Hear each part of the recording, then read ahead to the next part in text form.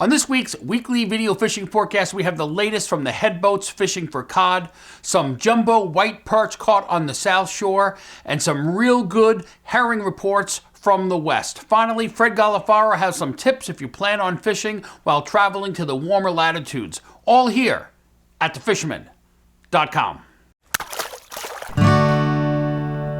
The fishing news is brought to you by Navionics, Okuma, Yozuri, Evinrude, Llama Glass, and the Star Island Yacht Club in Montauk, New York. The March issue of the Fisherman magazine is out now on newsstands and online, and for you subscribers, it's on its way to you in the mail. Dave Anderson has a how-to on making the 2T pencil. Joe Albanese will show you how to tie a couple of teasers, and Angela Pokorny has a real cool article on fishing for striped bass in beautiful Nova Scotia. Now, let's check in with Fred Golofaro with the latest on the fishing scene.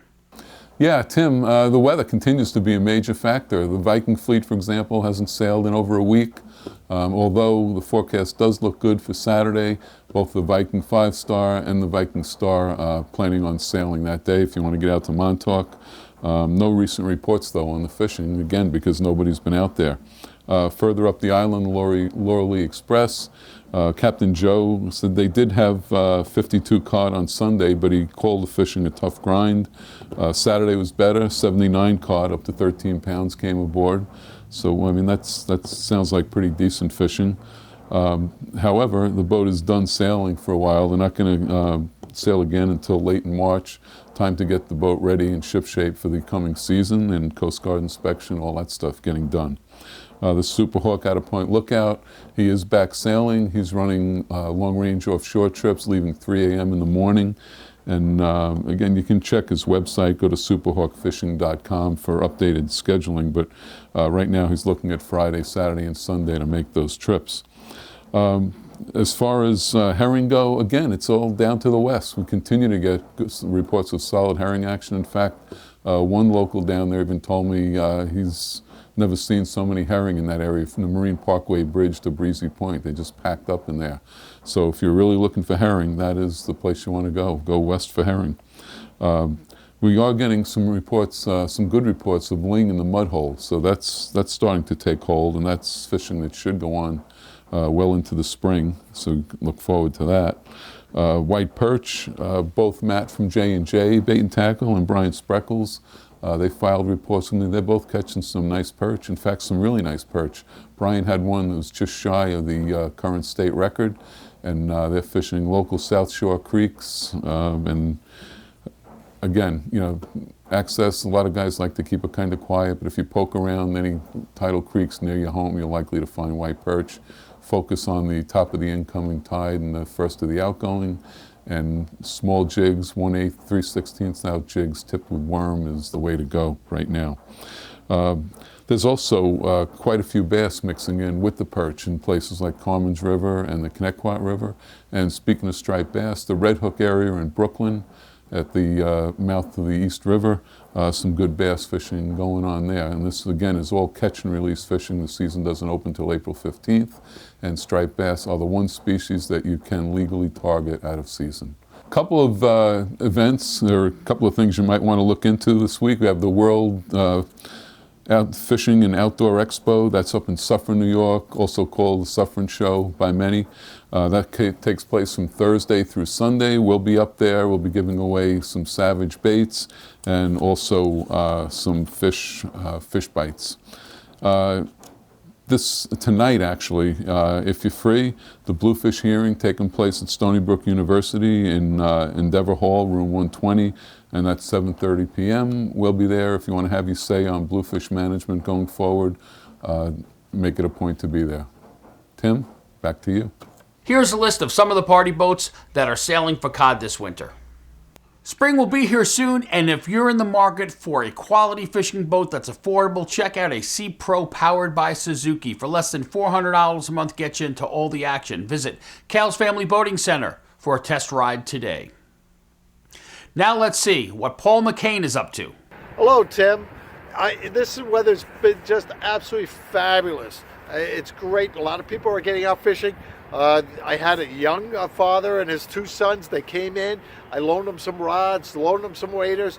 they went out first time on the Connetquot. They came back raving about it. They're coming back for more rods. It's good to see young people out there fishing, and it's been good out there. It's been really good out there.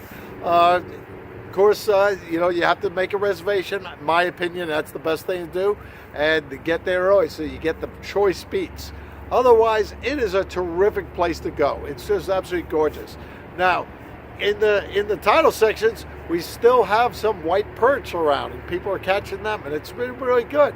But what's really been exciting is there's no ice on any of the ponds, and the pickerel fishing has been terrific. Just go to all your local ponds and check it out. See, cast streamers. If you can wait and get right in and fish right along the shore, they don't go out too far. Just keep in mind the season ends March 15th. Now, I've been busy because I've been doing a lot of presentation at clubs and whatnot, but I also will be doing a presentation at the Ward Melville High School on Saturday the 7th. It's going to be great. This is a terrific.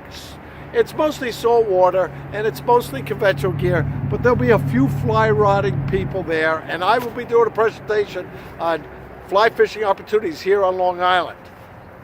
Now, don't forget, March 28th, that's the mother of all fly fishing shows here on Long Island. It's the Fly Fishing Expo of Long Island, being presented by River Bay Outfitters.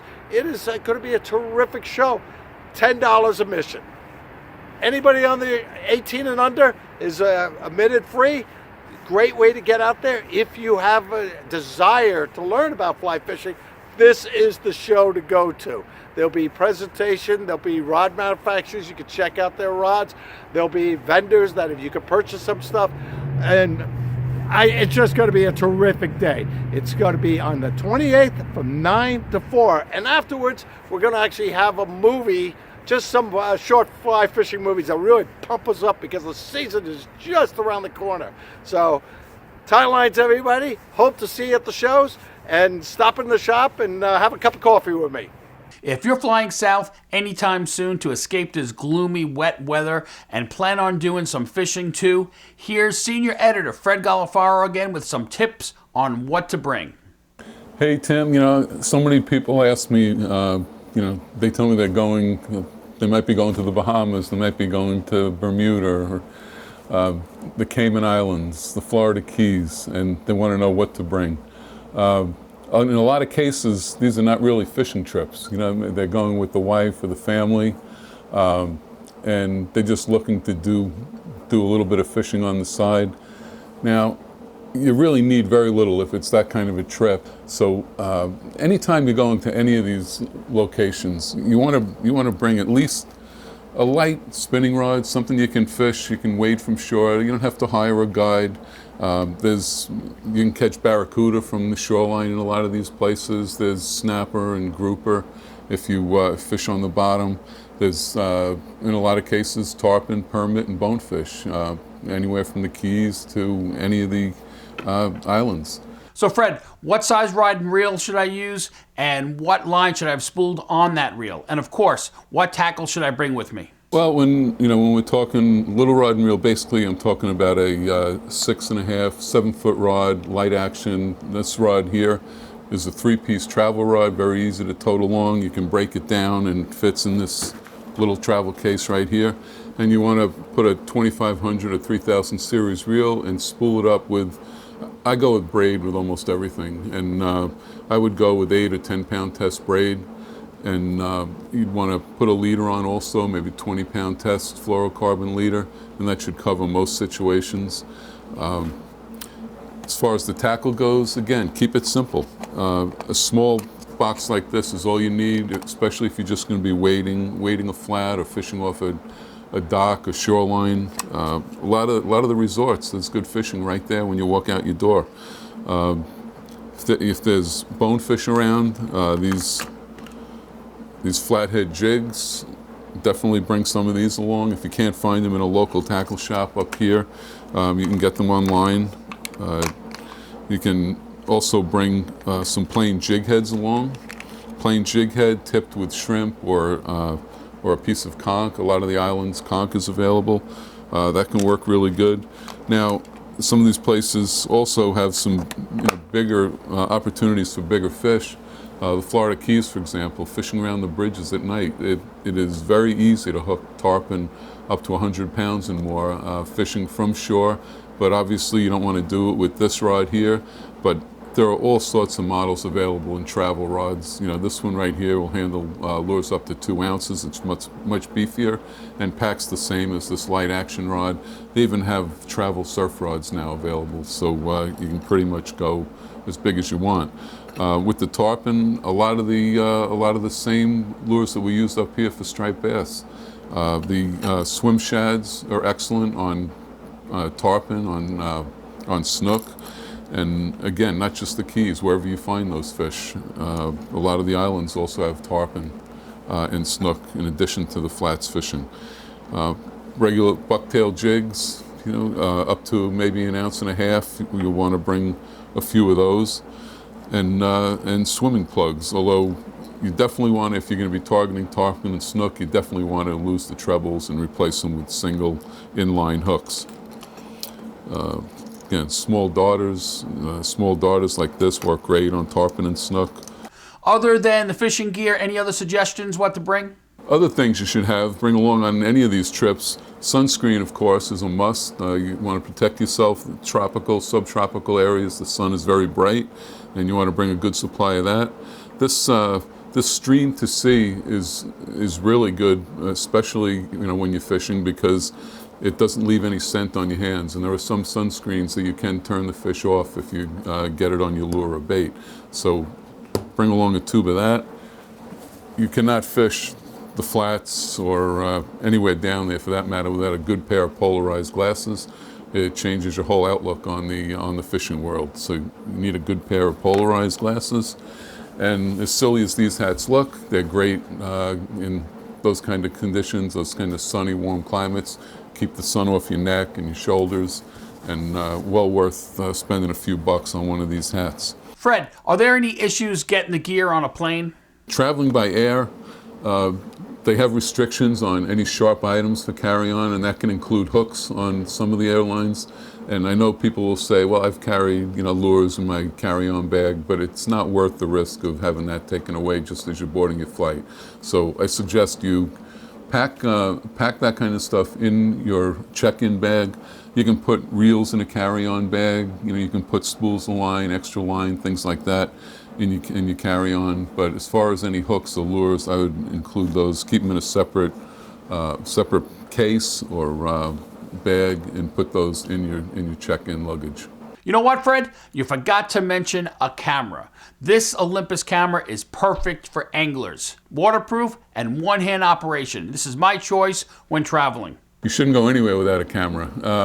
If it's not a camera, your cell phone might do it, but a good waterproof camera is great to have along. You can get some excellent shots, and anything happens, it falls in the water, it's still workable. Fred, thanks for the information. And speaking of the warmer clients, Jesse down in Southwest Florida sent along some photos from last week and said things are really picking up. Lots of bait, nice snook, along with some husky redfish, and of course, some jacks in the mix. Thanks, Jesse, and I hope to get down there soon. The Fisherman is now on Amazon Fire TV, Roku, Apple TV, and Android TV. So now you can watch this broadcast and our other video content on the big screen. Just search for the Fisherman TV on any of those devices. Here are some upcoming fishing events.